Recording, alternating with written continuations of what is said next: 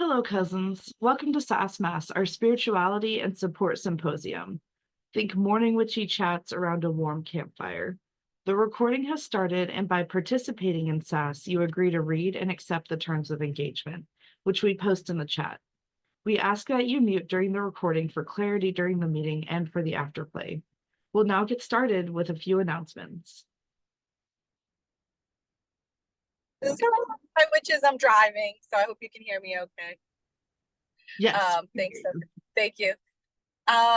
So I don't have many announcements, but I did just want to share that I'm just going to be starting sending some emails out just to make sure that we've reached everyone that is a member or that is getting a broom box from us about the app. So if you see an email from support and you're already in the app and you're all good, you don't have to pay much attention to it, but I'm just gonna start to send those emails out just to make sure, like I said, that we've reached everybody that we possibly can, for those that might not be checking socials and stuff like that. So that's one thing.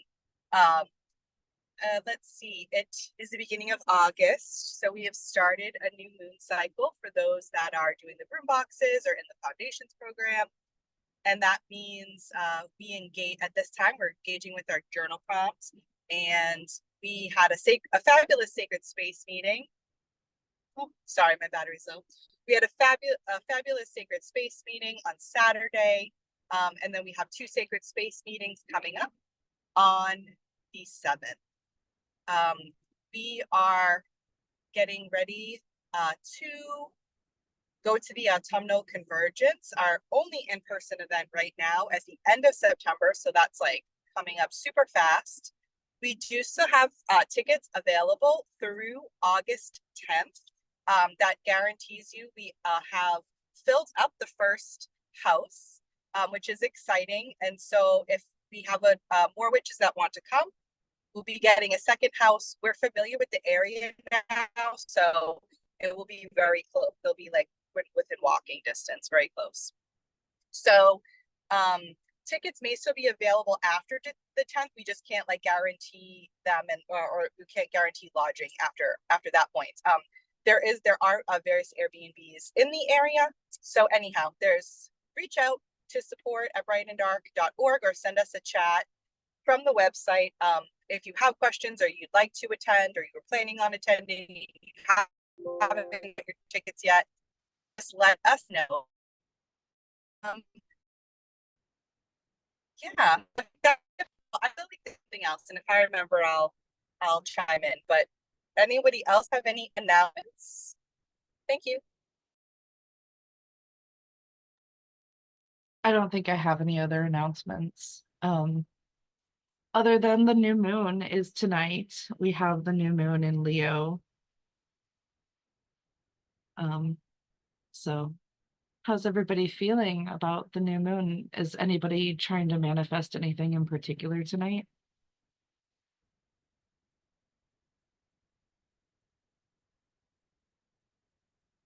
I know for me, I had a candle that I dressed with I dressed it with the oil and the herbs from the Hearthkeeper kit that we had a year or so ago. And as well as I added some lichen from the Spellcrafters Cache for interconnectedness and an acorn cap for I believe that was for abundance. I know, right? Can't remember my own spellcraft. That's great. And I also added all the elemental stones from the last convergence to the base of it, in order to kind of call in my community and support and home, and just kind of clarify that path for myself. So that burned all the way out yesterday. So I'm going to be doing a manifestation with the remnants of it. Go ahead, Stephanie.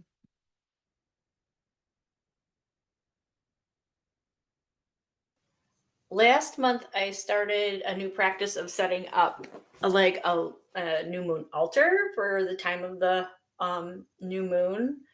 and I found that I really liked it. And I was working with the energy of money, like to repair my relationship with that somewhat last month. And then this month, I couldn't decide. It was between that again or um, focusing on a little more caring for my body. I couldn't decide like at all. So I broke out my pendulum, I wrote on my journal, and I let my pendulum choose for me. And so again, I've set up um, a little altar, new moon altar to work with the energy of money. And then that's part of my morning ritual, which I do almost every morning, my journaling and so on. And then I just take a minute to sort of meditate with that. So I found that really helped me to like stretch that out for the period between the new moon and then the full moon. And then when we get to the full moon, I just clean it all up and give it a rest and let it do its thing. And so that's how I have started working with the new moon, and it's working really, really well for me. So that's what I'll be doing. I'm going to mute.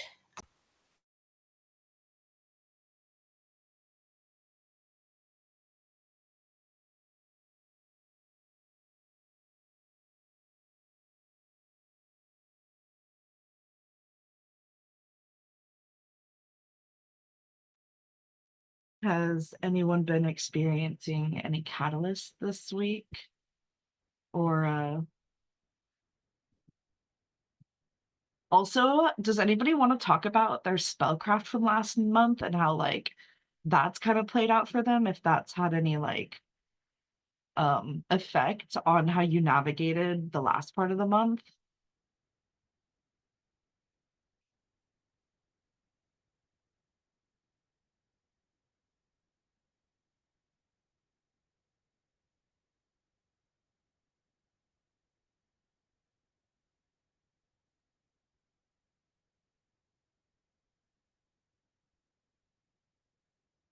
Go ahead, Coral.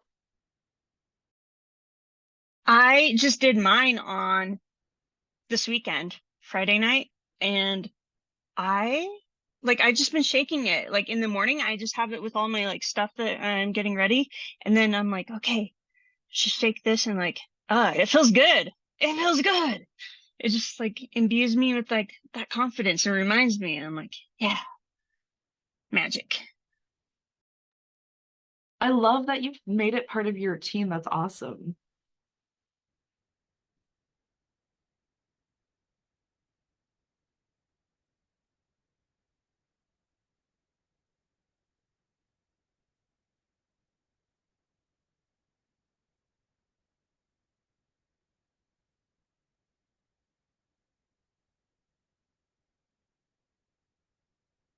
For me, I didn't get to do the spellcraft last month, but I've been diving into my first house and my ascendant and my astrology chart, and kind of learning about astrology by like learning about my own chart. And so my ascendant is an um which is also Aries in my chart. So it's like uh definitely a call to confidence for me, which is so funny that I wasn't able to make the Witchwork Circle last month because I had a ritual that I went to with like another coven, and it was like another virtual one. It wasn't like community or anything. I don't really think there's much of a witchy community where I landed, but uh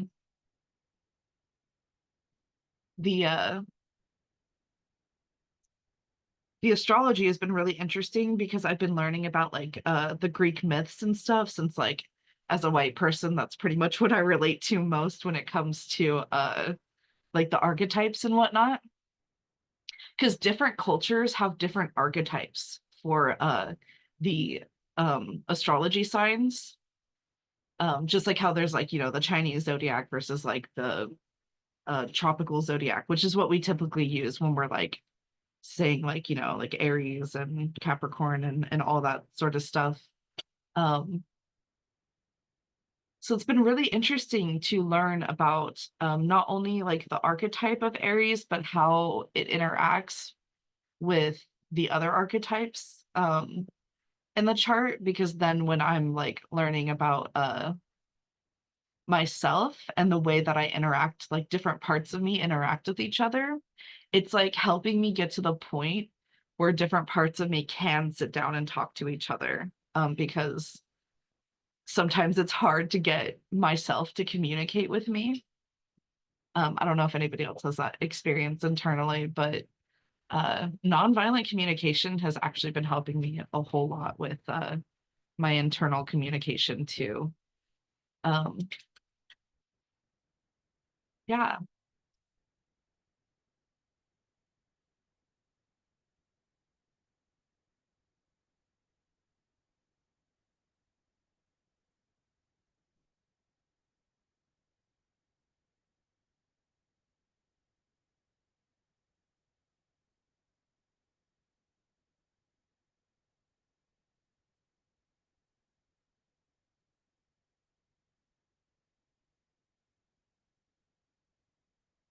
it's feeling kind of heavy this month. Um,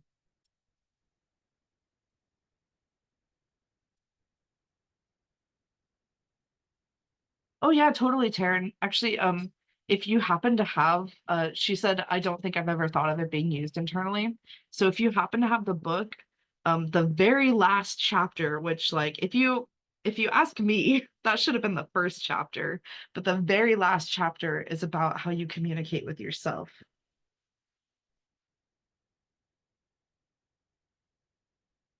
But what I've noticed about my internal work is that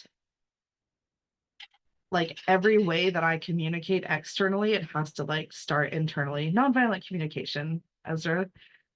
They asked what we were talking about. Yeah. Of course you popped in right when we were talking about nonviolent communication. They actually host every Wednesday, they host a free discussion on the book that they post in the community. So it's like really helpful, and it's nice to hear different perspectives and be able to like talk out the concepts of the book. Because for me, when I'm reading a book, even if it's like really informational, sometimes application is still really difficult.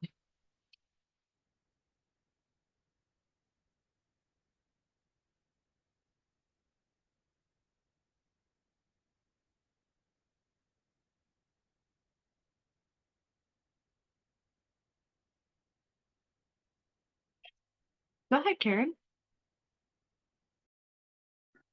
Hey, everyone. Um, so I feel like I have half of my body in joy and excitement and half of my body in sorrow because one of my dogs that I've had for about 10 to 12 years, because I actually can't remember when I got him, I have to put down on Tuesday. And I can't, for the first time ever, when I made a decision, I can't just move forward. I have to, because of life in my house, I have to wait until Tuesday, and I'm trying to love him just so much, but I'm finding I can't cry, and I've started feeling really blocked and really sad. And on top of that, who my oldest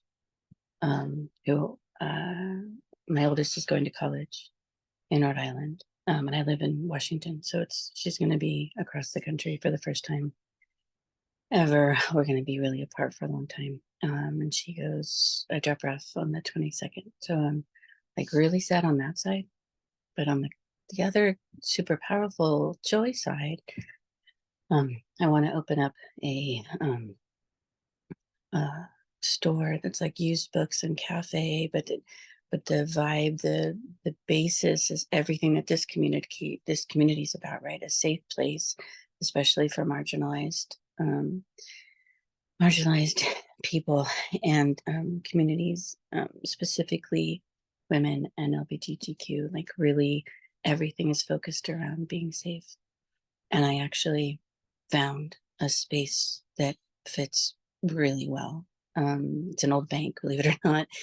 And so I'm like super excited and so sad. And just, I, I'm, my focus today was trying to listen, but then I was called to talk about it. And then, but my whole day today is going back through all the workbooks since January when I joined, because I haven't closed a single month. I take them all really seriously, but I never get a chance to finish them because life at the end of every month seems to just be so much. So I was going to take the time today to, because I think I can close out 3 of them, and the other ones I still have work to do because I don't fit into a month very well. But so today I'm just going to be in my room and focusing on my witchcraft. Happy to have any way in. I don't know why I was called to talk. I didn't actually want to. But happy to hear anybody's anything. Or we can just go on to the next topic. Thank you so much for sharing with us, Karen, and allowing us to hold space for you as you navigate this difficult situation. I think it's understandable that your feelings are exactly where they're at. It's okay to be feeling or not feeling whatever you're feeling right now. And I think that's something that navigating it the way that you are is exactly what I would do, honestly. Like, you're doing a really great job doing something really difficult. I totally understand also it being difficult with your I'm sorry, I think you said your daughter moving across the country. Yeah. That must be this weird mix of like exciting and also like grief as well. And I can totally understand why like that's been a lot on you. And I'm really glad that you came here and shared. Um Thanks. I would like to say that the workbook, just in case you're feeling this way or anybody else is, but totally if this doesn't resonate, that's fine. The workbook is not a requirement to participate. It's a helpful tool for when somebody needs like the structure to be able to follow, but it's never it wasn't created to be a weapon in order to like um use against yourself. Like, it was there's nobody going, I want to guarantee everybody, there's nobody going through and being like, did so and so finish their workbook or anything like that. I promise it's not, it's not due, it's not homework, just in case that takes any pressure off of you. I just felt called to say that. Thank you. It would be nice if someday I can finish it in a month, but some of them have been so impactful that I can't close them, and I still can't close them. I still have work to do on the prompt. They are spot on every single time. There's so much for me to unlearn, process, think through, but there are a few months that I feel like, okay, I'm good. It's actually like, it feels good that I can close those out, but I've never taken the time. So that was kind of what today was for. It wasn't a guilt and a shame. It was kind of a funny, like, I don't live in a 30-day cycle ever. Most of the times the moons appear, I'm like, oh, it's already a full moon, crap. And so my time blindness is anyway, yeah.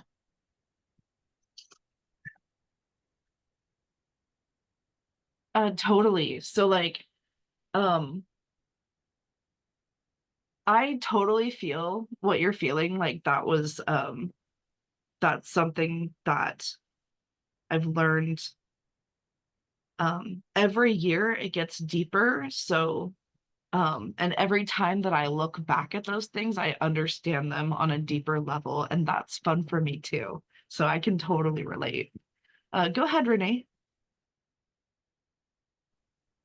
Hi, Karen. I just wanted to see if it was okay to share something with you, to read you something that someone wrote that helped me when I lost my little baby, my Clementine, my poodle, a few years ago, and like I still like might start crying about it, but is that okay? Please do. Yes, thank you. Okay.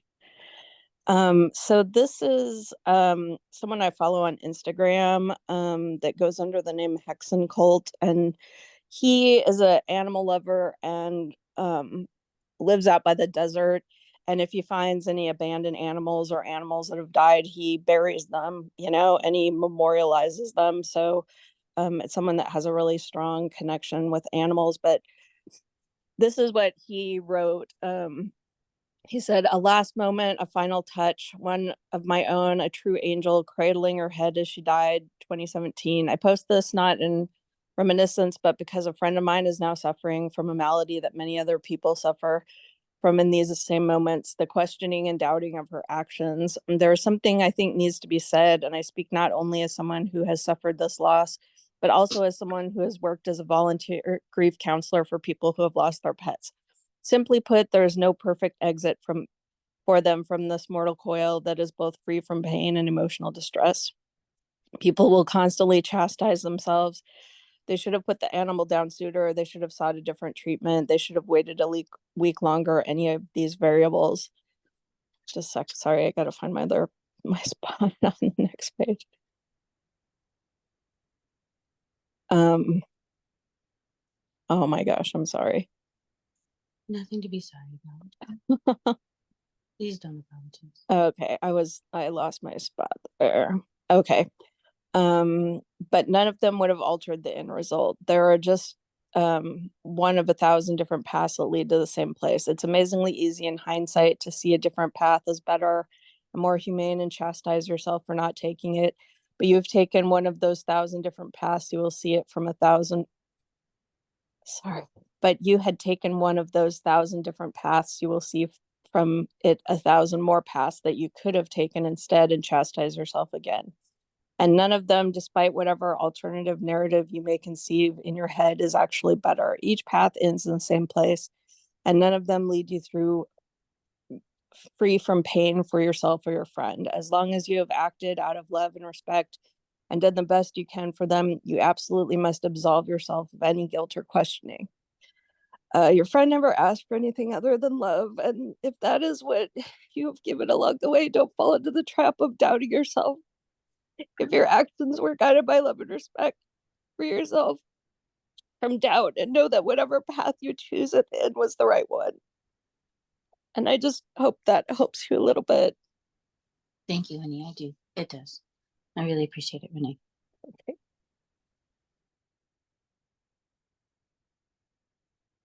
That was beautiful. Thank you, Renee. Go ahead, Melanie. I just wanted to share a perspective with you, Karen, if you were still open to that. Yes. It sounds like you might be a little neurospicy like some of the rest of us. Oh, And, yeah. I recently lost or had somebody pass that was extremely dear to me. And it had me confront a lot of topics around death and passing and my neurospiciness. And I think that we are sort of forced or encouraged to view death and grieving in a very linear fashion as a society, that there's a beginning and a middle and an end to grief, because we have these events and funerals and these like this process that seems very linear. But it's grief and death, it's not a linear process. And when you're neurospicy, it is even less of a linear process. The woman that raised me died, and it took me 3 months to actually break down and grieve and go through that process, because my system just functions differently, and that's not unusual for people who are neurospicy. I learned that in this process. So if you're feeling like, my gosh, my beloved pet is dying and I can't grieve, well, it's not linear. And it's, maybe it is normal for us. And if you feel like in 2 months, suddenly it's hitting you, I think that's what I have learned, is that's a normal process for people who walk this world a little differently. That was my experience. So I just wanted to give you that perspective so that it might just hit you later. Thank you. I didn't think of it that way, but you're right. Spot on.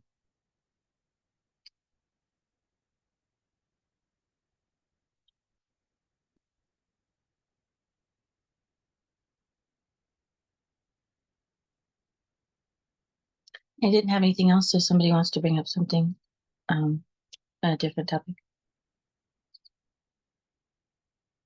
Thank you, everyone. Thank you, Karen. Thank you, Melanie. I think neurospiciness is a great topic.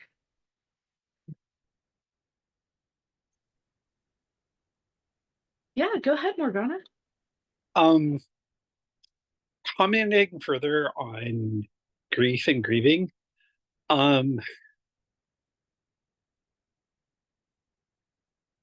the way that modern Western culture has the grieving process, we actually don't have a grieving process. We have a contained, manufactured process of kind of shelving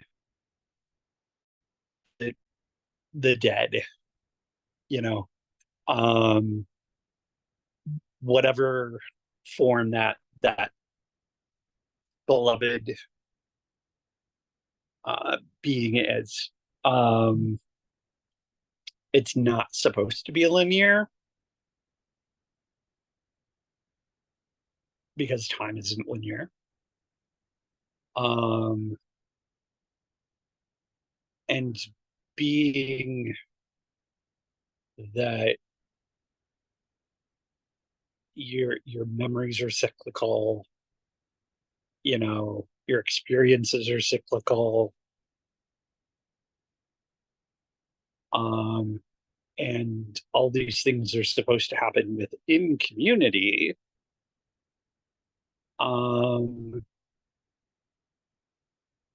Yeah, outside of those communal settings, these things are unbalanced, and you know, it doesn't feel right. It doesn't process the same.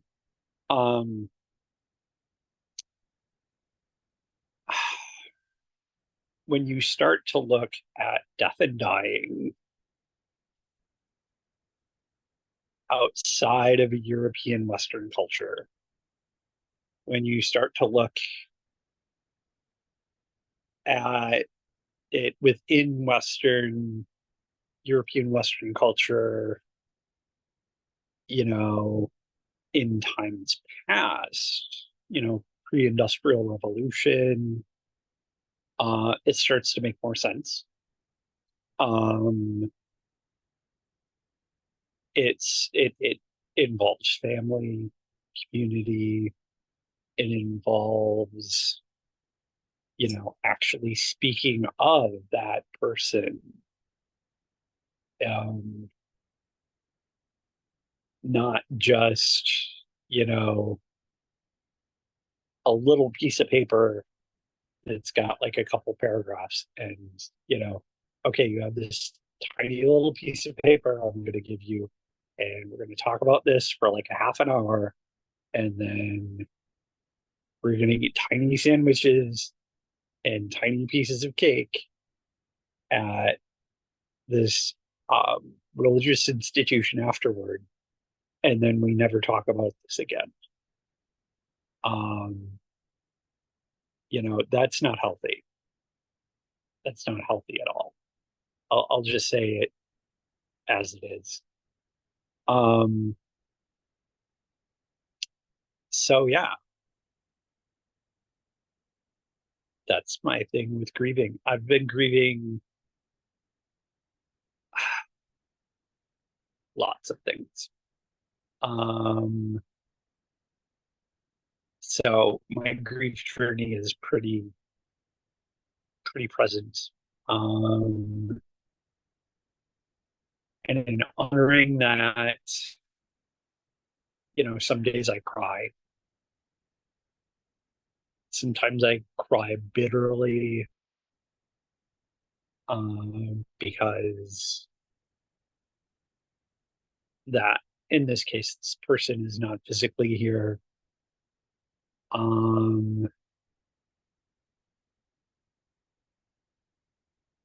In another case, I saw something that I would normally share with them on social media.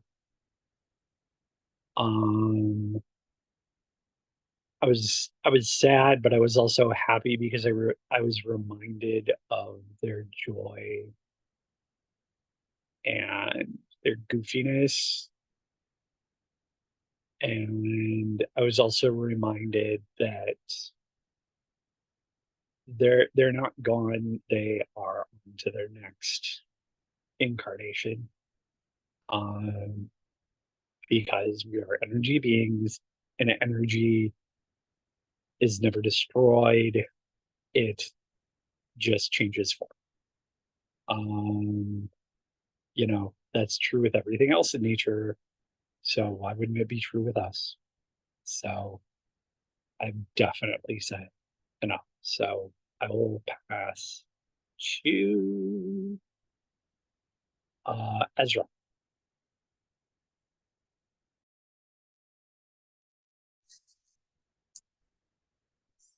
Just gonna put my hand out real quick before I don't forget. The I've for the last few years looked into a lot of different death doula practices, and I feel like I have a kind of relationship with death at this point and grief. And I feel like especially people who or I don't want to say especially, but I think we notice it more. I think being alive is grief, because grief is love, and we are also constantly evolving and becoming new people. And so we're grieving our past selves, as well as the people that we people, including animals, the people that we love, and the people that are kind of left behind on our journeys. And last year I had my cat died. He got hit by a car, and he got out, and he was already kind of an outside cat when he was an outside cat when I found him. So he I always felt like I was sponsoring him. And yeah, so I remember when I was feeling it, I was feeling like that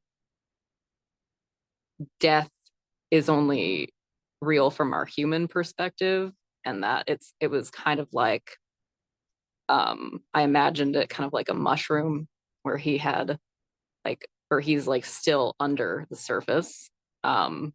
He's just not up above in the physical world, and he just went back there. And so I still have I feel like I still have a relationship with all the people that I have lost in my life, to the other side, or to just a different path. And so I really like this conversation because I think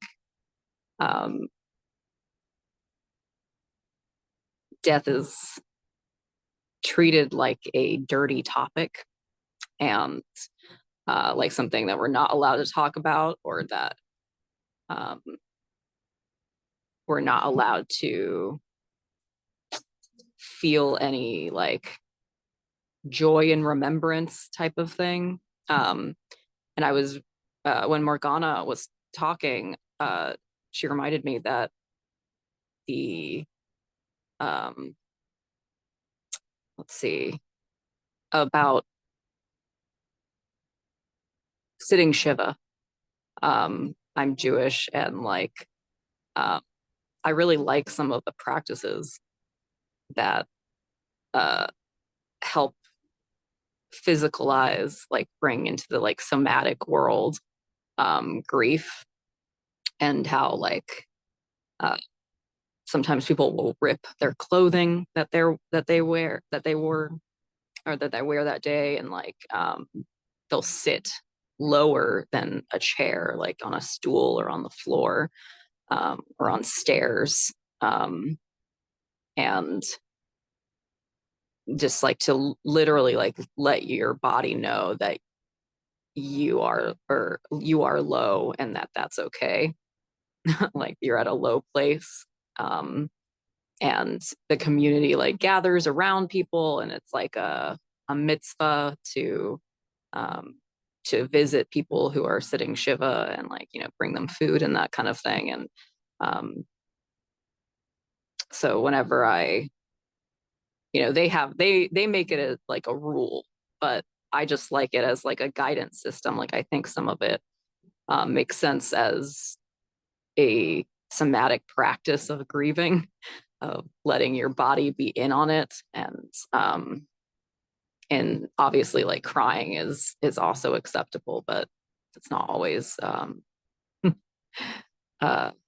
that's not the only way of doing it. If for somebody that like crying doesn't come easily toward, or like grief just looks different in different people. Like I always had a hard time crying at funerals because it felt like there was pressure to do that there. And so my brain didn't want to. So I have like a kind of love for death in that way. And I really I think that like the melancholy of it is part of its magic, and it just like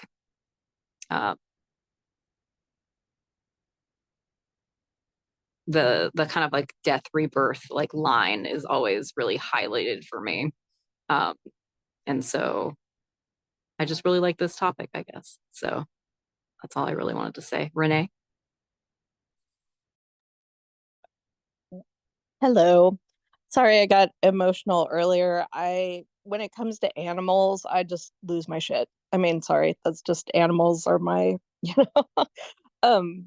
I was gonna say something, Morgana and Ezra kind of got me thinking about time and how time, I don't know if this is a comfort to anyone. I have like a pretty hardcore spiritualist bent, and in that I have talked to people that have passed over, and my dad communicates with me when he wants to, and he usually communicates to myself and my mom like on the same night. But the time aspect of it is, you know, we hardly know how time works here, and however time is working there, we don't know how it works wherever, you know, they are also. Sorry, this probably isn't making any sense, but so so I also have feelings about like if um you know, like if someone was like a medium and they offered to try to contact my dad, I would say no, he won't like that. You know what I mean? Like he doesn't want anyone to tell him what to do. Like he already comes and talks to me when he has something to communicate. But so I feel I feel very close to death and connected with death. I lived in a cancer hospice for a few months, with people that were, you know, so yeah, it's difficult, but I don't know. I do feel like there's more, and you know, and it's been demonstrated to me, if that's any comfort to anyone else. Okay, I'm just blabbling on, so I'll hop off.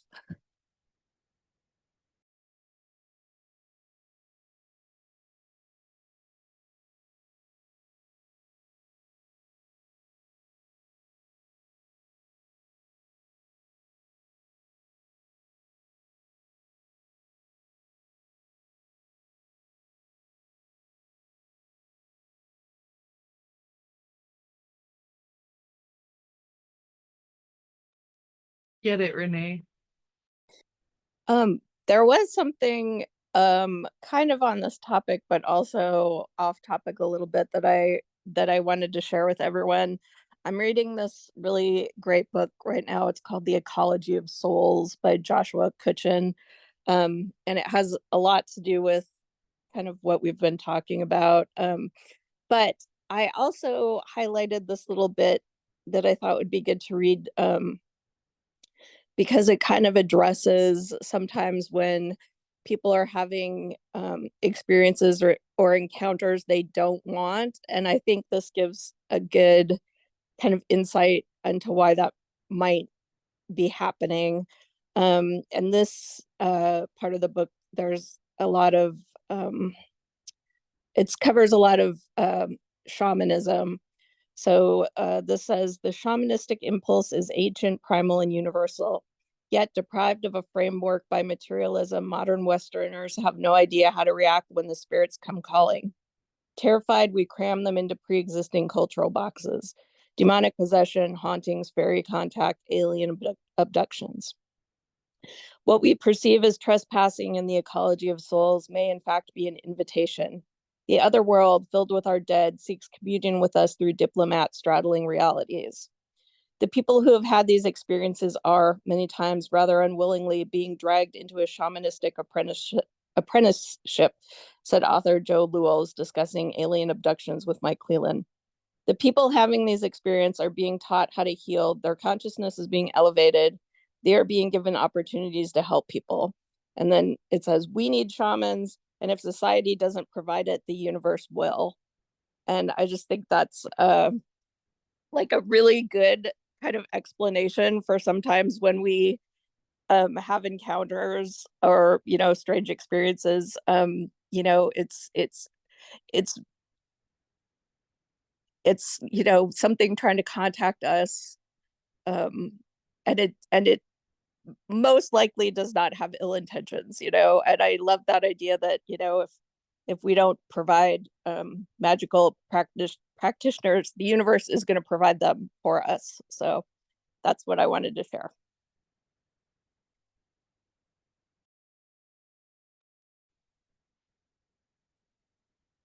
I love that. I mean, I feel like that's why a lot of us got our witch's call.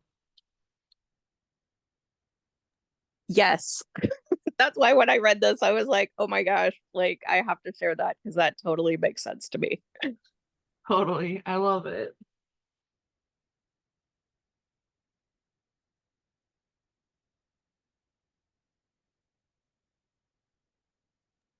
What that actually brought up for me was like self-care actually, like the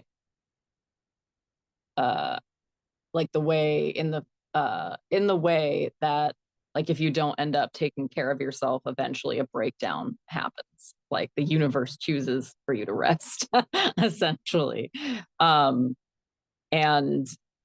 that's what it really like, it made me think of magic and spirituality, shamanism, all these things as, you know, part of like the ecosystem, like a self-care of the world, that we haven't been participating in on a societal, like systemic level.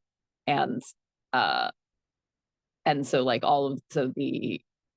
it's showing up in these ways where it's like, people don't want it, that's kind of like the breakdown, the universe saying, hey, this is gonna it's gonna happen eventually, like you've been ignoring this like part of yourself for a long time.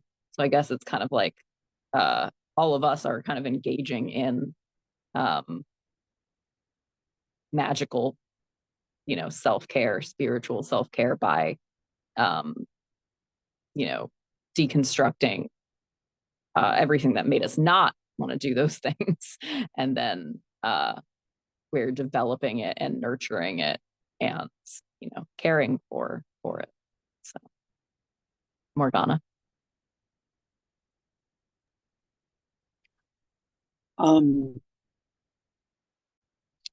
One thing this reminded me of is,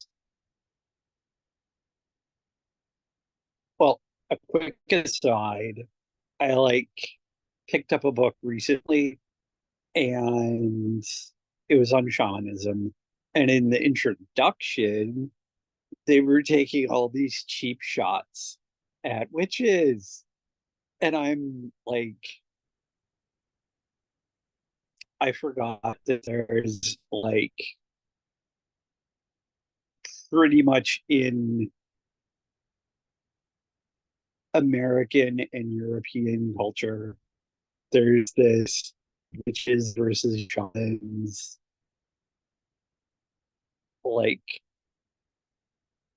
kind of turf war, which is totally ridiculous, unneeded, necessary, it's semantics. So I was butthurt about it a little bit because I'm like, why are you talking shit about me? But yeah, I'm like, okay, I'll just ignore that and take the good stuff out of this and ignore that. But what I really wanted to get to is this thing that really helps me open up my ancestor work, was reading an article about an indigenous group in South America that, well, I was reading about deforestation in South America and the oppression of the indigenous people in South America, and how this particular indigenous group had lost their shamans. And there was a youth in that particular group who was called to be the shaman. And they were like, okay, I don't have anybody to teach me. So they learning through dream time from their ancestors. And then I connected with that with, okay, your ancestors are here to help you. You are the culmination of all the things your ancestors have done and worked toward to help you get where you're at. And so I really started working in earnest to work with my ancestors. I'd already started ancestor veneration, thanking them, giving them offerings in thanks for what they had done and recognition for what they had done. And then I was like, okay, share your wisdom with me. I want to tap into your knowledge.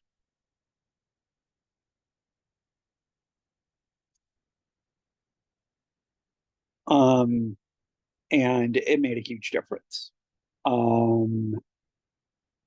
And so through that, I made like huge strides in my personal growth and my personal knowledge. And, you know, I just wanted to share that little factoid that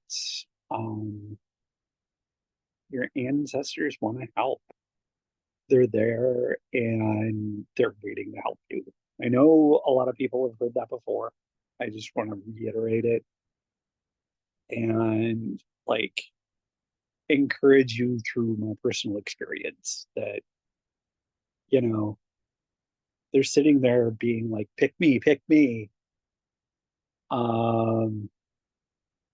Because, you know, they have a lifetime of experience and also the knowledge of being, you know, outside viewers of time and space now. So, yeah, take that nugget and do as you will with it.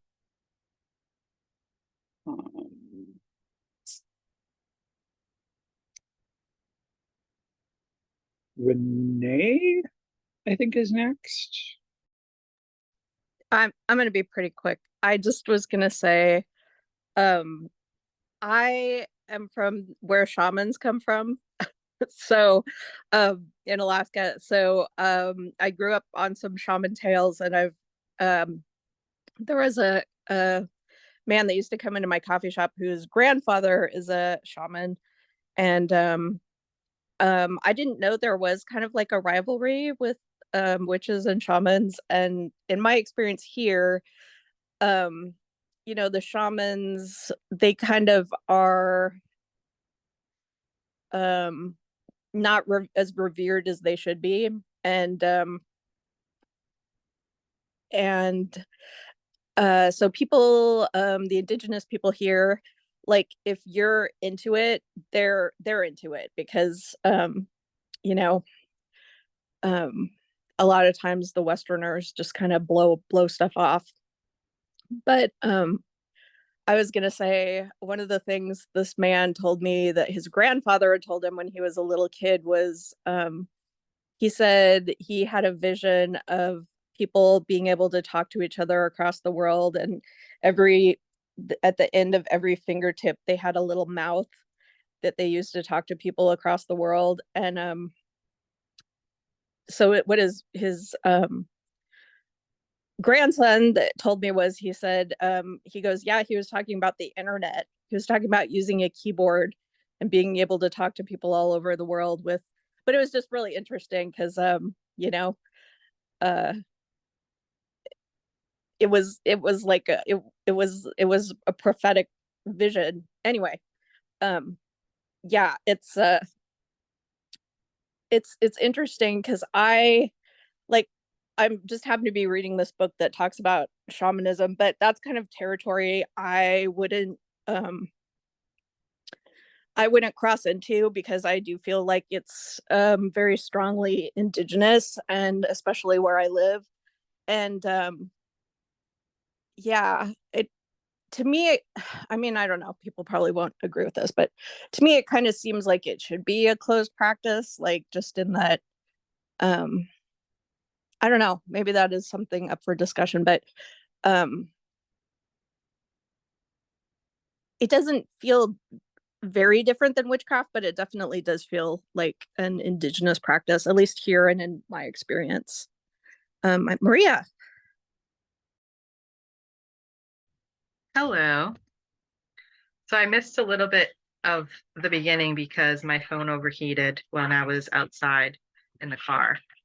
So I apologize. But something Morgana, well, this kind of topic of paths, I guess. Um, Something that I think about like at least once a day if not more, is this whole like concept of we seem as humans, or at least this is like what I kind of pick up, is that we have to choose between one or the other. Like it's so like, and I'm not saying that's what anyone was kind of saying, but talking about dealing in the unseen, if you will, all of those types of things, spirit communication and deity communication and messages, channeling, all of that type of things. It's interesting to me that like we put ourselves in these things as humans, or this is maybe part of the conditioning. It's like that you have to pick one way or the other. Honestly, and I don't mean to offend anyone, that to me is like completely hysterical. Like, because I'm like, there's so many more choices than just two. Like, right, there's so many like ways to engage and ways to do things. And it's all about like, for me, it's like first I get like what feels authentic to me. And that, of course, sometimes takes a bit of sorting. But then, you know, and obviously there are closed practices, and so I'm not talking about that since I'm not initiated in any tradition. But the ones that aren't closed, from the people that have my teachers or mentors, or just people that I've connected with over the years, you know, I kind of consider myself like a weaver and like a hummingbird, and so I take different things from different places and kind of weave them in together in the way that feels like authentic to me. Again, in the what has been shared with me and what I've like read and learned and watched and saw, and from all of you here as well. But it's just so interesting to me that, you know, I like, and again, at this point in my life, like I do get a little bit of chuckle at it, and of like that when we're asked to kind of like asked to, you know, choose or like pick a way, and whether that, I mean, and I feel that way about everything, because I kind of like I want to say I live in the gray, but that doesn't really sound right. But it's kind of like I'm comfortable with like not necessarily, and it doesn't mean that, you know, I don't like have strong feelings or opinions about things. I tend to, though, be a little bit indecisive, but usually when I'm in the indecisive space is because that information that I'm seeking isn't like completely available to me yet. And therefore, like I'm not my like system isn't able to like identify with something. So I kind of just like want to put that out there as someone that is non-traditional in anything, and just for the last like 25 years has been delved into different things, and I'm just a mesh of all of those things. Like my beliefs are just a mesh of all of that. And so I don't know, I felt called to say that. And like I love listening to like shamans, and you know, I love listening to other witches, even if that's not something that's part of my practice. But I find it valuable to like hear other people out and listen. And you know, if I find something interesting or it piques or it kind of feels exciting to me, those are my breadcrumbs. And that's how I kind of know what rabbit hole that I want to go down, you know, next. But I hope like as this new earth kind of unveils that this like this duality of like choose one side like fades away, or that maybe, I don't know. That's it. Thanks. Let me see. Ocean. Hello. Hello. Hi. So, I started thinking about this in the way that I think about being a queer person. Because when people say that they're queer, it's not just about their sexuality or their gender, it's a political stance. And so shamanism, I looked up what the definitions were. Oh, and Petra just posted them in the chat too. So the definition of shamanism is a lot about like what we do here. Actually, I can read it real quick because I left it up. So a shaman is a person regarded as having access to and influence in the world of good and evil spirits, especially among some people of Northern Asia and North America. Typically, such people enter a trance state during a ritual and practice divination and healing, which is witches. And then a witch is defined on Google as a person thought to have magic powers especially evil ones, popularly depicted as women wearing a black cloak and a pointed hat and flying on a broomstick. And there's so much to deconstruct there because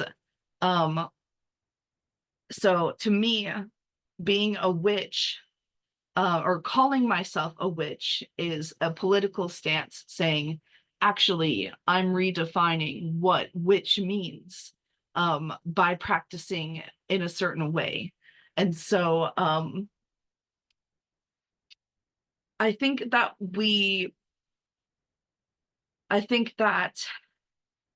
what we do can be considered shamanism. But I would say that culturally, I've never actually heard of a person calling themselves a shaman in the culture that I've experienced so far in my life living in America on the West Coast. Like that, I can literally only go off of my own experience. And so to me, being a witch is saying that like I'm willing to understand how the culture currently like how it talks about the depiction of it being like women. So that's, I'm willing to deconstruct what a woman is. It's being a person in a black cloak. I'm willing to deconstruct why am I wearing what I'm wearing. A person, wearing a pointed hat, I'm willing to learn about and deconstruct the history of why do people wear pointed hats. And then riding on a broomstick, like I'm willing to deconstruct my methods of transportation. No, I'm just kidding. Why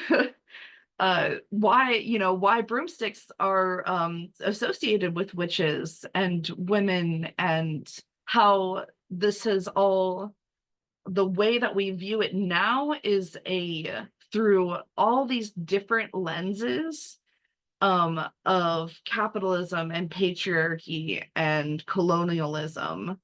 And so yeah, to me it's political. I'm gonna go ahead and let Ezra go. I loved all of that. One of the things that it made me think of is like, because like you said, it's like there's just not that much difference between, it's mostly a nuance of labeling between shamanism and witchcraft, or spiritualism, or anything like that. And so when Renee was talking about it, it makes sense that you correlate shamanism specifically with indigenous practices and in your local area. I'm not sure if the word specifically is like that word, like the word shaman specifically may be referring to their specific indigenous practices related to how they interact with the spirit realm and spirits and divination and that kind of thing. Yes. And so, yeah. Okay. That's exactly what it is. Yeah. Cool. That's they usually have like a designated person for the village that is their intermediary. Right. Yeah. And so I could definitely see how like that, like using that word and to describe their practices and not going through their channels to be like, and then just calling yourself a shaman could definitely like ring as like cultural appropriation or any of these things.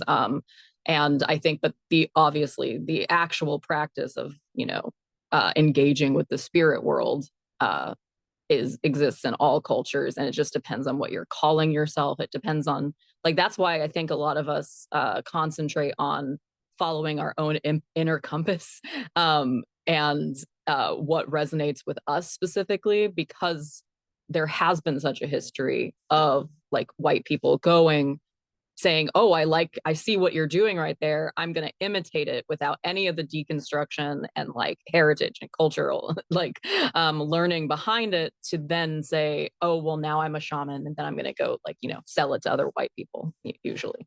And that, that I can totally see, like, I can totally see what you're saying there for sure. I think that's why, it may be why, or actually what that brought up for me is like, what Morgana was saying about like this history of shamans versus witches, right? Almost it kind of seems like if shamanism is specifically the indigenous word for this, and witches is an inherently like feminine and queer word for it, that might even be a way like this to divide practitioners, rather than having us work together, by saying, oh, well, this is the way, like non-indigenous people do this, and this is the way, and then like that's the way that indigenous people do it, and never the two shall meet type of thing. And that kind of that's what it brought up in me, is that it might be, that might be why historically that happened. It's another way of like dividing and conquering among groups, and maybe infighting as well, which I have been thinking about a lot.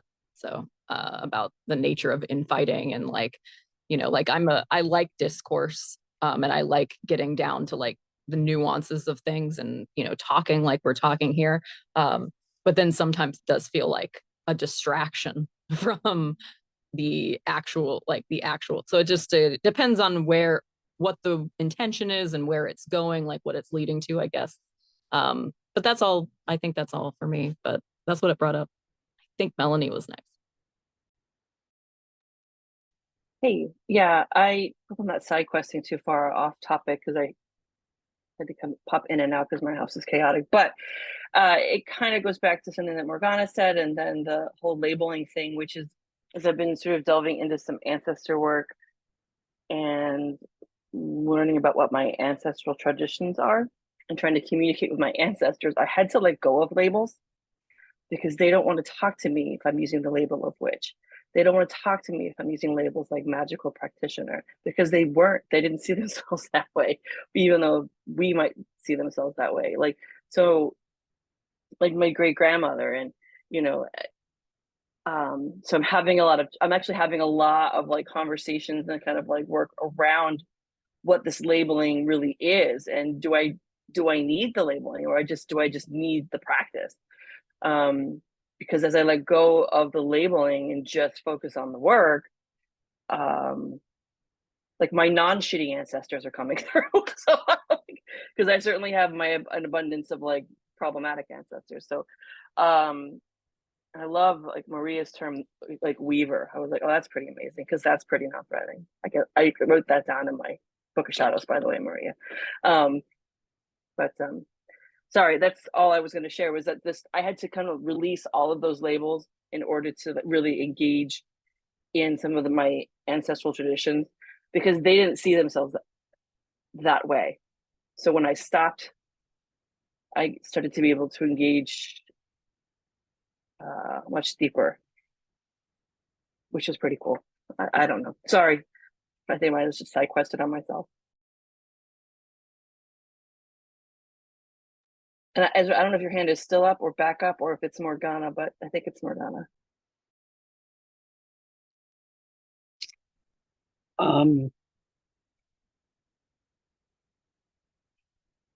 So one of the things is witchcraft and shamanism are English words. So those are definitions provided from that culture that uses that language. And sociologically, when our ancestors were what we call shamans today, it wasn't viewed as witchcraft because there was not the definition of witchcraft. They had their title that was given to them by their people. As those traditions were pushed out, and as they were forced to quit practicing those traditions, they didn't all of a sudden stop. They, in some cases, went underground. In some cases, switched to small communities, and more largely went and were kind of folded into the new tradition they were being forced into. What we're now calling folk magic, which is this melding of Christianity and folk practices, the old traditions. What most of us, if we can trace our lineage back, would actually see as, our great, great, great, great, great, great, whatever was a witch. And that's when, the medieval era, the Christian era is where you start hearing the term witch. It wasn't back when, in the tribal era, in the quote unquote pagan era, you would have heard that term witch as much because, what we call a shaman was their priest or priestess or whatever else they called their holy person. So sociologically, the terms we're using now are a construct of our culture. And if we were looking back historically, we kind of got to deconstruct the language that we're looking at too. And, shaman versus witch, that's why I'm like, whatever, because it's made up, just like the language. It's every word that we speak at some point was made up arbitrarily by someone. Every definition that we have for every word that we speak was made up by someone arbitrarily at some point in history. So there is 22 bits, and Maria is next. Thank you. It makes me think about children, like especially really young children that haven't, technically I feel like the conditioning starts at birth, right? But like when you're young enough and that hasn't really, I guess, set in yet, if you will, some of these things that children do, like spirit communication, right? Like they're not identifying as anything, but yet they're engaging with that. And I just think that's interesting. That's all. Like it just kind of made me kind of think about those children that, engage and talk about stuff like that. And a lot of times, we know that it's like shut down at an early age, and depending on what religion your parents are, your beliefs then start to kind of form around usually what they believe, most times. But I just kind of wanted to say that, that like, what is just our connection, to that.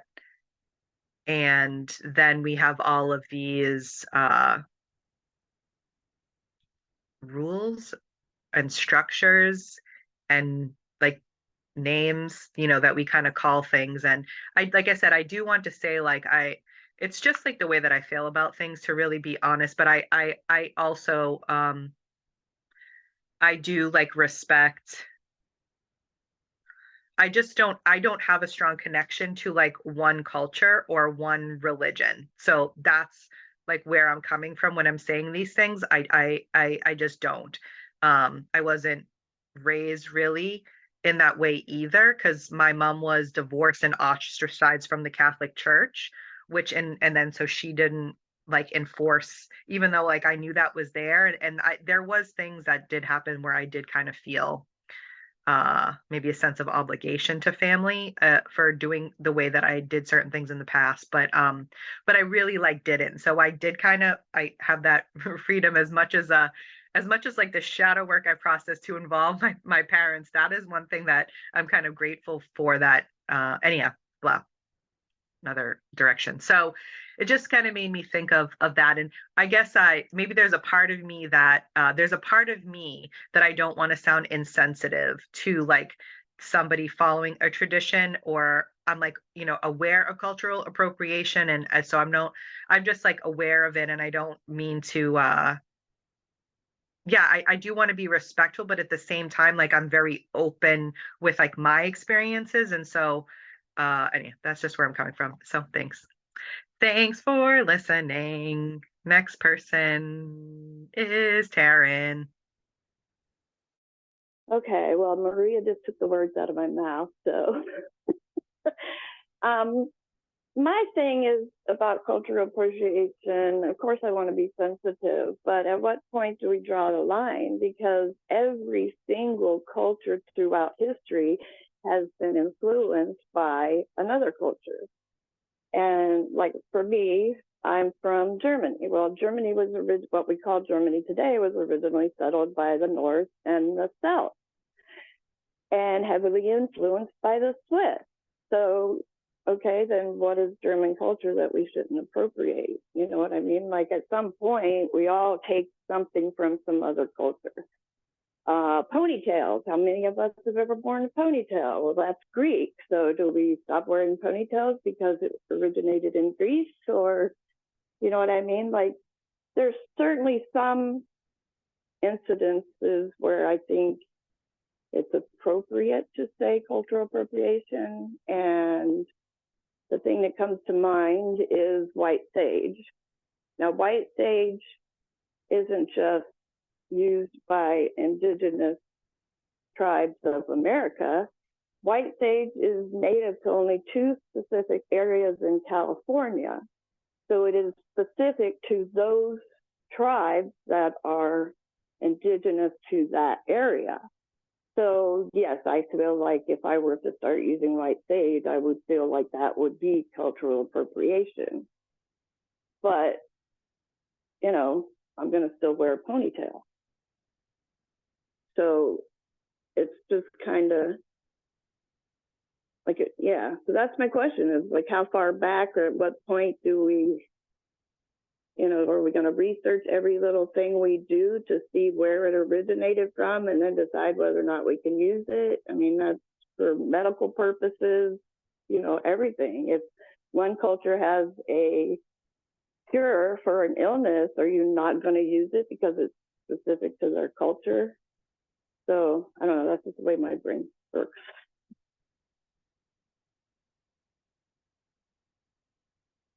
I'm done. So here with me. Renee, did you want to weigh in on the same topic, or are you changing the subject? I was gonna weigh in. I was gonna let it lie, but now I'm just gonna say something. Okay. So like locally here in Alaska, again, part of the reason I feel the way I feel about some of these things is like in Alaska, the indigenous people, if you were to call yourself a shaman, I think you wouldn't do it unless an indigenous person or an indigenous shaman called you one or said you are one. Which isn't to say like, I mean, the indigenous people here would never dismiss or negate, you know, what other people are offering or what they say or what their practice is. But it's kind of like there's different honors bestowed on non-indigenous people by indigenous people. So one of them is giving you a name, you know, and some of those other practices, if that makes sense. And then the one thing, this is off topic, but this is the one thing I wanted to tell everyone is my little dog had his eye surgery and he can see again. So he went from being completely blind to completely being able to see. And every time I look at him, I'm so happy. I'm very emotional because it's been like a really emotional week, but that's my good news. So I'm not sure who's next. If one of the mods could help me out with that. That would be Melanie. Do you want to weigh in on this subject, or are you changing the subject? I was gonna weigh in. Okay. I was gonna say in terms of cultural appropriation, there's the dominant sort of culture, white culture, because white's not a culture, but that sort of dominant American culture, or that, you know, oppressive culture. And then there are very specific, like, indigenous and people of color who have either managed, who have their own separate identities, who are very vocal about not wanting certain aspects of their practice used by white people. And when it comes to like Greeks and Germans and the Celts, I mean, there are a lot of those are open practices, and I think it's just a matter of doing the research and being respectful where it's appropriate. White people have colonized and done a lot of damage, and I think it's being mindful of that before engaging in practices that we're asked to stay out of. Like I would never engage in voodoo or hoodoo or any kind of indigenous practices unless I was explicitly invited. Like I don't even think I would pick up, because we're just frankly asked to butt out. And as a white person whose ancestors colonized half the planet or all of the planet, I completely accept that response and find other ways of engaging with my practice. But I don't think anybody's going to give you trouble about ponytails. But if somebody did, I mean, I don't know. If it became a big cultural appropriation thing, I always go at it, do the least amount of harm in my practice.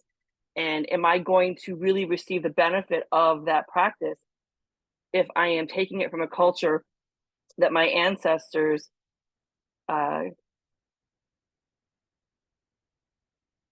did cause so much damage to, that I am now not respecting by listening to their requests to stop engaging? So how much value am I getting from that practice if my ancestors, if my ancestors disregarded them and now I am actively disregarding them? So what is the value added to that particular practice anyway? I think I would be very careful of that. So I think it's just a matter of doing your research and making sure that it's an open practice and not a closed practice. And those people that have closed practices, I think, are extremely vocal about it. That's how I approach it. And certainly, I don't think, I don't know. I think the next person is Isabel. Thank you.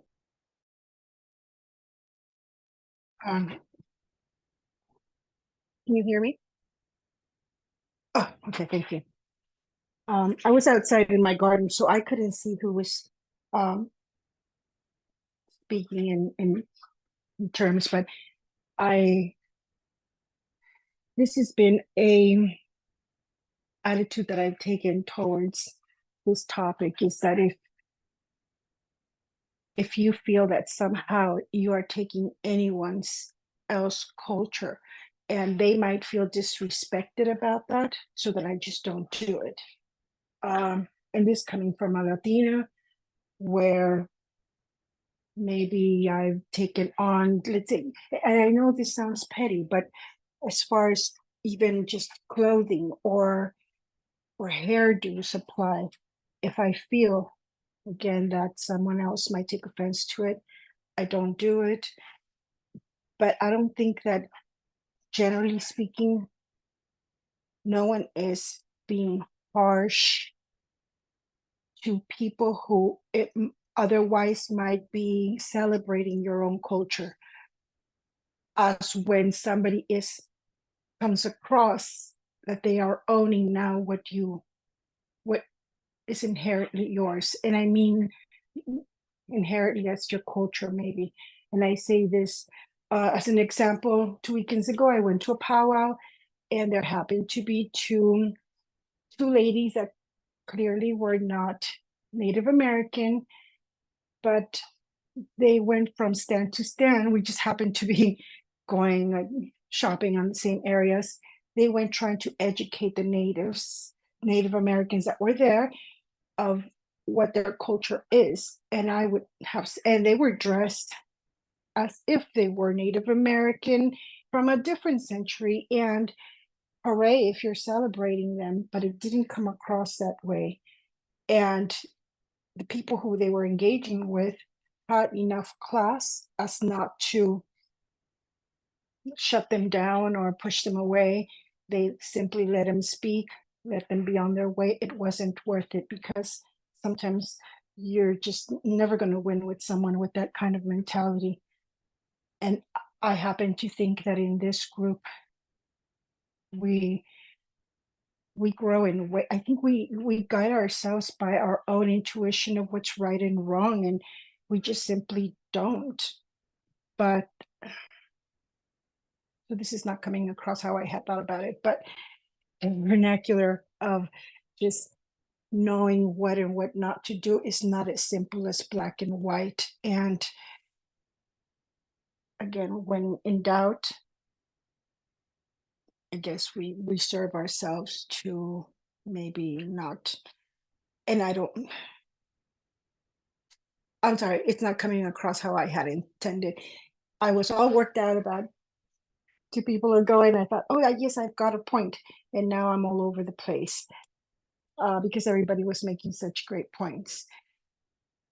But just to end my little spiel, it's just about, the respect that we give one another. And I was going to, and this is a question, not so much a statement. When we speak about, in this particular group, when we speak about culture, oh my God.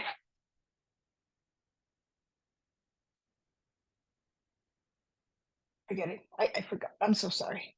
I'm all over the place. I'm so sorry. I'll let it go to the next person. Thank you for the space, but yeah, I'm sorry. I fully understood what you were saying. And it's okay to be messy, and we love you and we appreciate your share. Thank you, Oshi. Go ahead, Petra. Did you want to weigh in on the current topic, or did you want to change the subject?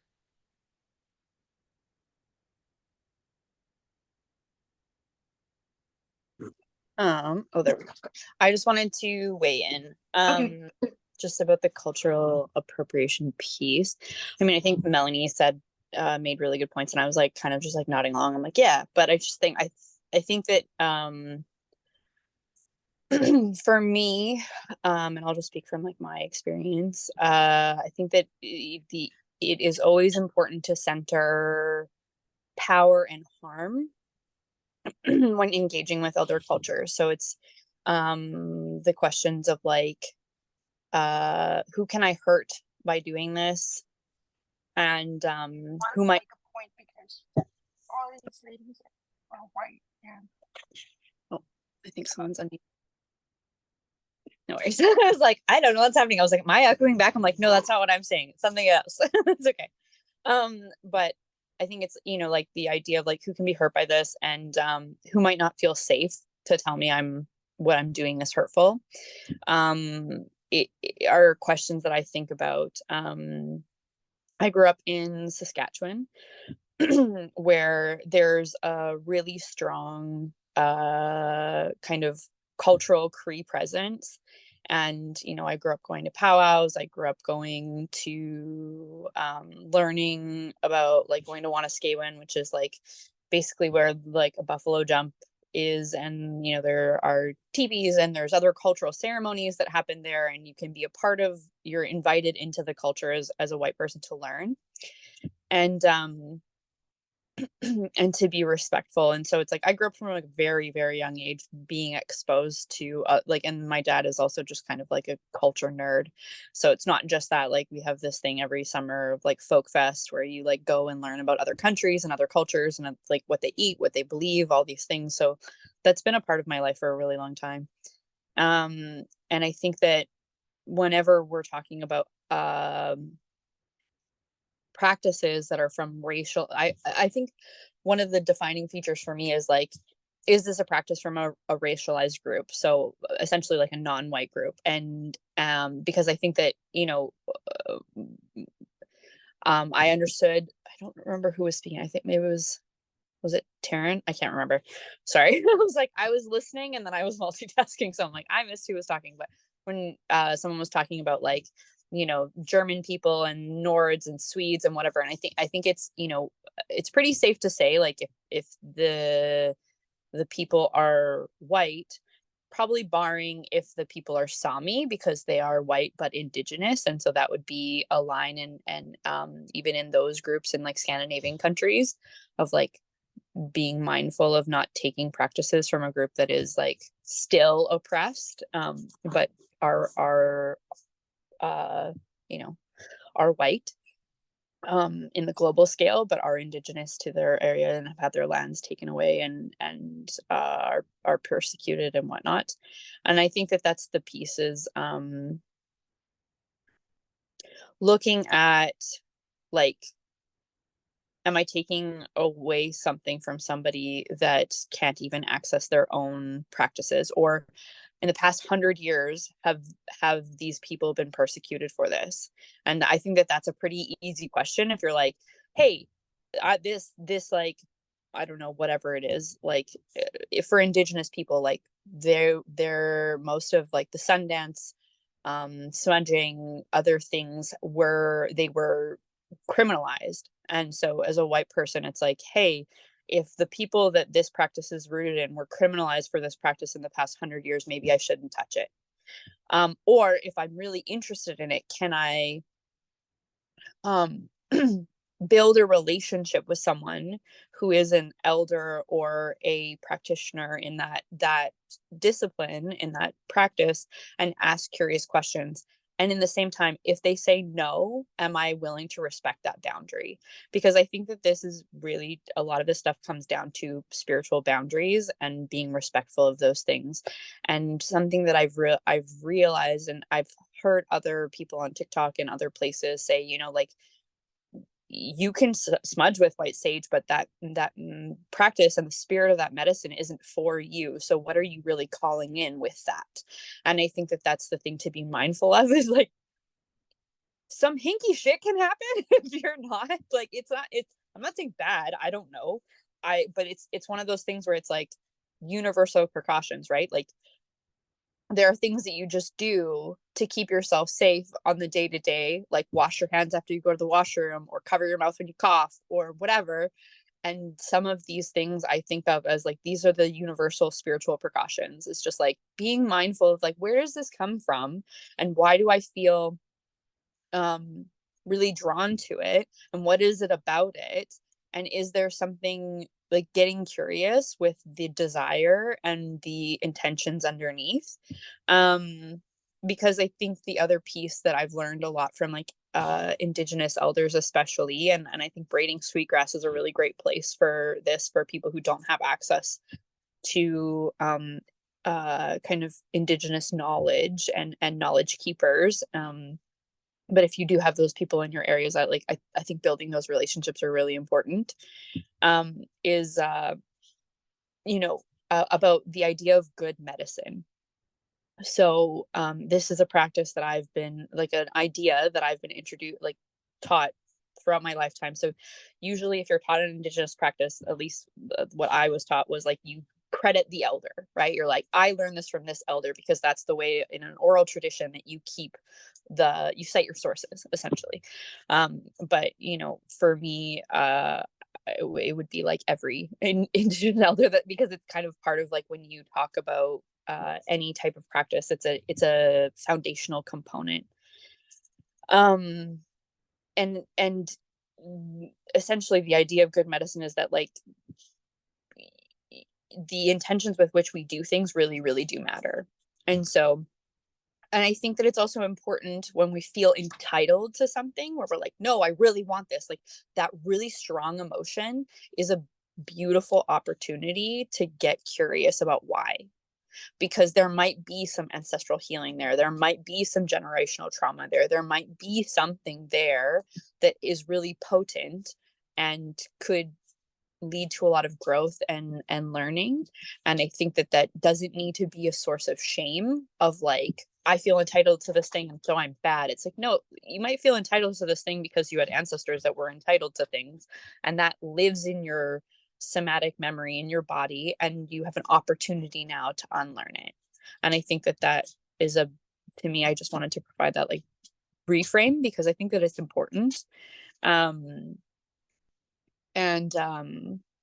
You know, I think that like we've been talking about like witches and shamans and all these different things, and I think that, you know, cultural words are really important. And I love Morgana's point about like, these are English words. Like, even the word witch, like if you go and you look up witchcraft, it's like, it's for black magic. Like the good witch, the white witch, they were not called witches, they were called cunning folk.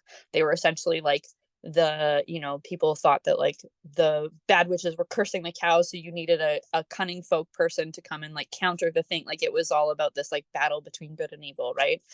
And that's not how we frame our things even now. Or like with shaman, it's from a Siberian word and it's taken from anthropology. So these things they have a cultural context. And like I haven't heard an indigenous person in any of the various clans and tribes and nations that I've interacted with call themselves a shaman. They're usually medicine people, and that's how they refer to themselves, or an elder, or they'll have a specific in their own language, whether it be like Gitsan or Smaliak or whatever. Like, they'll have a specific word that is in their own language that they're called. So I think that I'm really glad that we have conversations like this. I think it's really important, because this stuff gets really like, can get really sticky, and can get really like, there can be a lot of shame because there's a lot of trauma, I think, around a lot of these things, whether that's like trauma that has been imposed on racialized people. And, you know, as white folks, we can feel like that shame of like things that our ancestors may or may not have done, or whatnot. And that can make it really difficult to learn and grow, because shame actually stops our brain from learning. And so I'm glad we're doing this in community, where we can kind of like hold that together. And so it doesn't feel so heavy and intense, and that we can kind of like grow because of it, because I think that's really important stuff. So that is the end of my point. I do not know who is next, so I will hand it over. And yeah, thanks, team. I believe that would be Maria. Hello again. So a lot of the things I wrote down, Petra said, which is lovely. And yeah, I just kind of wrote down like one of the things I think is like so important too is like just like listening. Yeah, it's funny because like I haven't written like a school paper in a long time, and I forgot cite your sources, and I had to like look it up, and then you said it. I was like, yes, I wrote that down. So I just like left my brain for a minute. So one of the first things, like I'll just like kind of recap, and it will be quick, but of what I was feeling is, yeah, like kind of the things that I do is check in about like power dynamics, right? Because the reason why this is so important is because people's culture got stolen, right? It was stolen and it was made whatever like the white people liked, they kept it and, you know, passed it off as like their own. They didn't cite the sources, they weren't like respectful. It like was all of that. And it was a power over dynamic, right? It was a power over all dynamic. And so when I'm like engaging in something like that, I'm checking in about like, what's the power dynamic here? Is this like a power for all situation, or is this like a power overall situation? And then the things that the white people stole and the things that they didn't like, right? We got words like evil, right? Like this is evil, or like this is bad. And the people that were perceived, the people they stole it from, right, they were oppressed and sometimes harmed.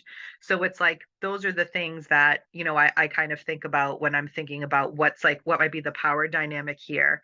Like one thing that came up, I think one example that I follow a Indigenous practitioner who makes what white people call those like dream catchers. And those, right, like I was a young girl, go to TJ Maxx, and like I thought they were beautiful and cool and bought one. Now like I have more information on that, and so I choose not to buy those from TJ Maxx. And if I'm going to buy them, you know, I'm going to go to a Indigenous practitioner who wants, you know, who wants to make them for the public. And you know, also it feels good, and right, like when we talk about the Cappy Pappy, right, like that's kind of where I feel the dynamic switches, is when we start when you see something that you identify as like beautiful and as something that's interesting to you, and like that appreciation for it, right? I think a lot of people like engage with you in that way, right? Like you're honoring and you're like wanting to learn more because you think it's beautiful and you're interested and you're respectful and you're coming from like a loving place. And again, checking in about where the power dynamics are, right? I'm not looking to steal anything. I'm looking to like engage and like learn about you. And so that's where I want to that's where I want to put my money. It talks about like that, you know, thinking about like the energetics of money, like purchasing from someone who has put that much into it. And so there's that. Yeah, and like, right, like talking about like back to where we talked about like the spirit communication, right? Spirit communication is spirit communication. There's a million and one ways to engage with spirit communications, but it's like the ritual practices, right? It's like that is where kind of we get into the, you know, can get into it about the culture, right? There are very specific rituals and traditions involved around that. Do I believe you need to participate in them to do spirit communication? No, I absolutely do not. But if I do, like I said, someone's either going from that tradition is either going to teach me or they're not. But being a magical practitioner and having one foot in the veil and one foot here, there are things that, you know, I'm just going to feel into to myself and kind of create my own ways. And again, without needing to ask anybody at all. But I'm also a response person, so I do appreciate that learning. But I feel like too, all of us here are like very respectful and are like we're listeners as well. And even just the fact that we're having this conversation, like my nervous system is very calm. I don't feel heightened at all. And I absolutely just want to echo what Petra said about like when you do get involved some of those conversations and it is like a really emotional charge. And if I get annoyed, aggravated, mad, I'm like, oh, what is that? Like, what is really making me annoyed, aggravated, mad, or like enraged about something, you know? And so as someone with a shadow work practice, that to me is like, oh, there's definitely some shadow work there, and it might not be readily available to know like where the feelings are coming from. So it's just like honoring that I'm feeling that way, but knowing that I kind of need to do a little bit more of investigation with myself to kind of see where those where that are is where if I have a foothold with something, or if there's some yeah, just like that's where like sometimes we talk about, you get excited, you know, when you kind of uncover that, because it's like, oh, like another layer, rather than seeing it like, oh my god, it's exhausting. Anyways, I'm kind of side questing, so back to the conversation. Yes, I feel like I hit all my points. And there was like this other like piece of it that, you know, I won't go into today, but I wanted to just kind of mention it because it's another thing that I think about every day, and that I was thinking about it on my drive before I came into this meeting. And it's like this part of the conversation of everything that we've talked about. And then I feel like there's this other piece that's kind of maybe a cousin of it is like uh honoring tradition within your family systems just because like your parents did it that way, or just because your grandparents did it that way, and families getting into like these people just doing things because they're like feeling like they need to honor like their parent. And I'm not talking about cultural appropriation. I'm not talking about like traditions in that way.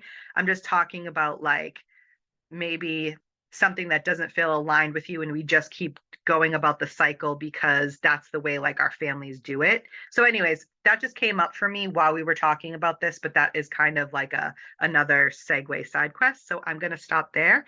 Thank you. Ocean.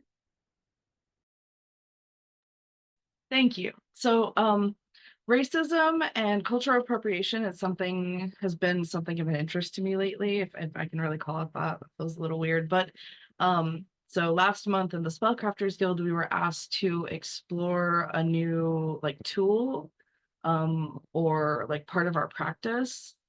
And so I started looking into racism, which actually really just led me back to myself and like personal deconstruction. So I ended up choosing my astrology chart and astrology to focus on. But in my and I'm still learning about racism and cultural appropriation. But in my travels so far in that area, I've come to understand that the reason cultural appropriation is a thing and matters is I'm probably going to touch on what everybody said, to be honest, because I related to a lot. So if I repeat something, then that's okay. So cultural appropriation is important because of the ways in which the people were demonized for the practices that white people take. I think it's an important distinction here that I found helpful to learn, that being a white person is also a political thing. It's the absence, right? And that's what you're feeling, Taryn. It's the absence of culture, because what whiteness does is it comes into indigenous places and it whitewashes, it takes over these things, and then we get things like girls running around at like music festivals with like a feather in their hair, and like the no understanding of what they're doing. They're just doing it for the aesthetic. And I think that it particularly piqued my interest that that you were talking about ponytails, because hair is something that is extremely political.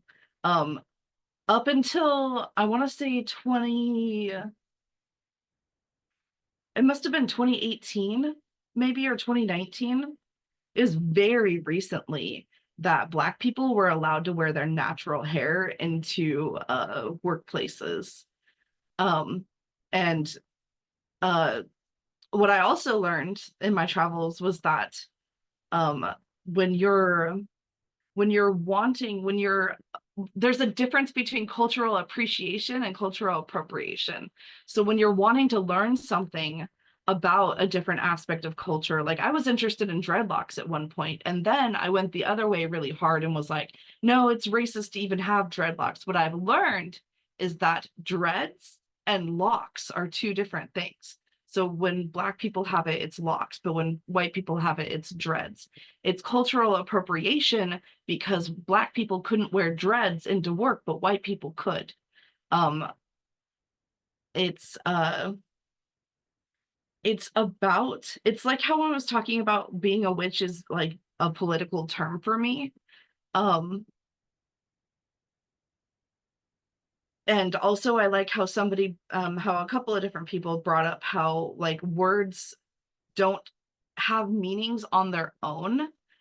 That's why I got really interested in symbolic interactionism as well, because when you're interacting with a symbol, it's good to know what it means to you, like Petra said.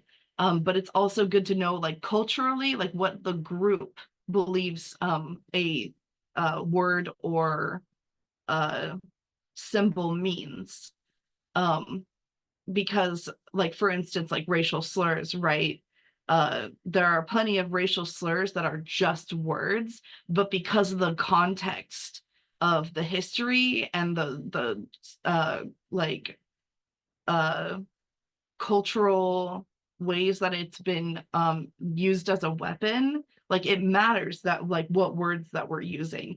And then also as witches, the words that we say are spells. Like I am very careful about what I say, and sometimes I struggle with my words because I want to speak in a way that I'm proud of, in a way that is informed. And I don't just mean informed. I think there's a little bit of ableism in like the whole like citing the sources thing. That kind of like got to me as somebody who hasn't had the training to do research. I haven't had the training to do a lot of like research, and so I tend to learn from conversations. I learn from people, I learn from interactions a lot more than I learn from researching things, because my brain doesn't work that way. And so I can't really, I mean, I can sit here and post like the TikToks in which I've had those conversations, because what I do is I find lives where people are talking about subjects that I'm interested in. And I actually have been really appreciating a lot of the TikToks that have like opposition and stuff, because not only hearing the and being able to regulate your nervous system as well through what you're feeling in order to actually take in the information and make it applicable to what you're wanting to interact with. I think it's important to consider that you're allowed to think and say and believe whatever you want to think and say and believe. And as somebody who believes in existentialism, it's that you need to accept the when I say I want to say consequences, but I mean that in a very neutral way, right? Like a consequence to something could be that like you got a lottery ticket, and the consequence could be that you got $100. Like consequences are a neutral term. And so the consequences of whatever you say, do, or interact, like, or how you like react to things, as long as you're willing to accept that and then engage with it in a way that with a calm nervous system, then it's you don't have to get everything right and correct and be perfect, because I think that perfectionism perpetuates white guilt, and I think that white guilt is a mechanism that we use to hurt ourselves, and then we expect people like indigenous people and Black people to like rescue us or educate us or tell us what's right to do. And I think that the personal deconstruction that we do through shadow work is really important to be able to take part in those conversations authentically without trying to wear a mask of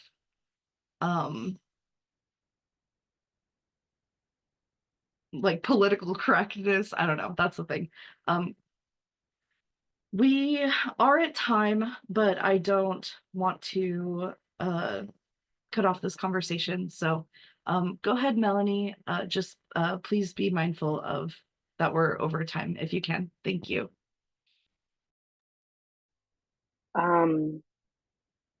Okay, so I wanted to talk about sort of culture and whiteness and community, and I'll try to be really brief and focused. So I think when we talk about, so I'm white and I don't have any culture because whiteness isn't a culture. And in my shadow work and in my deconstruction, I find that with a lack of that culture, what I'm yearning for is a community. And we have that community here at Bright and Dark, which is a very beautiful thing, that our whiteness strips us of our communities.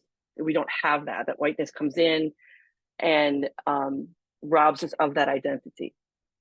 I think it's also extremely valid, and I wanted to say this, that these are really fucking tough conversations, and I'm having a hard time articulating it because we don't generally talk about whiteness and colonialism and racism as non-colored minority people. So everyone that's feeling like our words aren't beautiful and coming out perfectly, I think it's important that we just say these words imperfectly in our community so that we get better at it. Because I'm struggling too to find the right words and the right way. But I think we just need to practice in the safety of the community that we've built here. Furthermore, I mean, as a white person with European ancestry, as I am, I do look back at my ancestry, and I have looked back at where my people have come from and looked at, like right now, it's my Portuguese ancestry and my Azorean ancestry. That is not a closed practice. And I am looking to make connections in that way. So, I mean, if you're German, I don't think there's anything about your German ancestry that is closed where you should feel like you couldn't try to connect that way. But I think also if you are somebody that's from the United States and raised in the United States and is kind of European descent, there's a difference between community whiteness and trying to re-engage with your historically with your ancestors, with those traditions that were kind of robbed from us. Like those might just be three different things.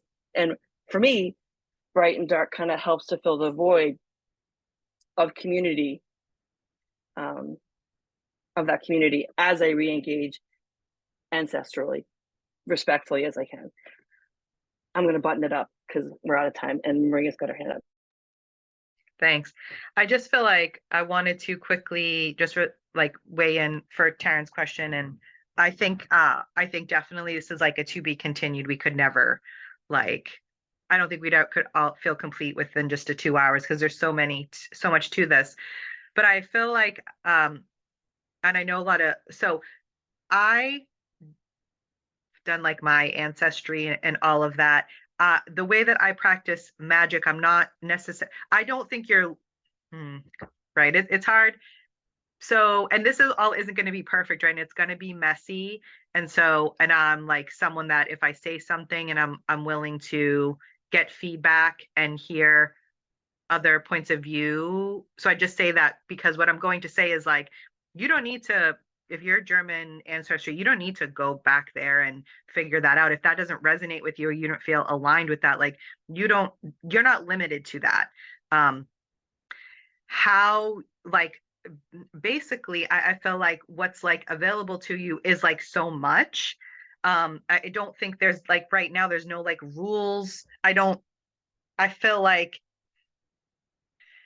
it's kind of, I feel like, I guess what I'll say is this, it's like that following your own yellow brick road or following your breadcrumbs and like everything that we've like said is just like what out there seems exciting to you and like that you want to learn more about. And if that information's available and accessible and there's a teacher or a mentor, then that's available to you. I think there's a lot and it gets messy. Why? Because every culture, a country, it's all a beautiful mesh of things, right? Because of the way that unfortunately, like that other side of it is how there have been wars and there have been countries that got taken over by another country, and therefore we get like all these enmeshed like things and all of like this like melting pot of things too. And there's like that aspect of it too, like depending on how far you go back, like with the ancestry thing, right?